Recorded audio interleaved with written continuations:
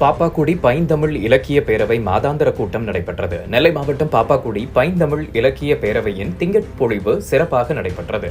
நிகழ்ச்சிக்கு பணி நிறைவு பெற்ற தமிழ் ஆசிரியர் விஸ்வநாதன் தலைமை தாங்கினார். அகவை முதிர்ந்த தமிழ் அறிஞர்கள் சங்க மாநில தலைவர் கவிஞர் சுப்பையா முன்னிலை வகித்தார். பாப்பாக்குடி பைந்தமிழ் இலக்கிய பேரவையின் நிறுவனர் தமிழ் செம்மல் பாவலர் பாப்பாக்குடி முருகன் அனைவரையும் வரவேற்றார். முன்னதாக முருகேசன் தமிழ்தாய் வாழ்த்து பாடினார்.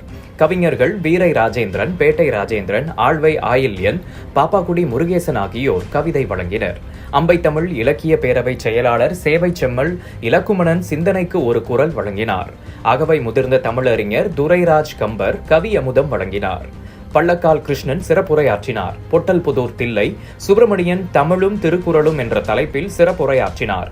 முக்கூடல் ராஜதுரை, கழுகுமலை பாலசுப்பிரமணியம், மகா கல்வி தொண்டு அறக்கட்டளை அறங்காவலர் மகாராஜன் ஆகியோர் வாழ்த்துரை வழங்கினர். தங்கமாரி நிகழ்ச்சியை ஒருங்கிணைத்தார். நிறைவாக சீதாராமன் நன்றி கூறினார்.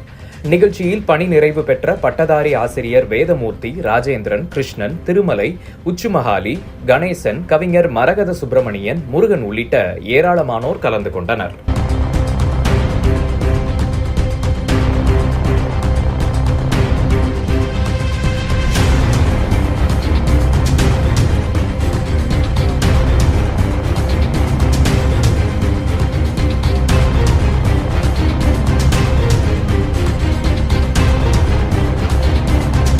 தமிழ் செம்மல் விருது அறிஞர் பெற்றதற்காக, தமிழ்நாடு அரசு தந்த தமிழ் செம்மல் விருது பெற்ற சிறப்புக்காக அதாவது திருநெல்வேலி, தென்காசி ஒருங்கிணைந்த மாவட்டத்தினுடைய அனைத்து தமிழ் இலக்கிய அமைப்புகளும் வந்து அதனை பாராட்டி அனைவரும் வாழ்த்துக்களையும் அரசுக்கு நன்றியையும் தெரிவித்தார்கள்.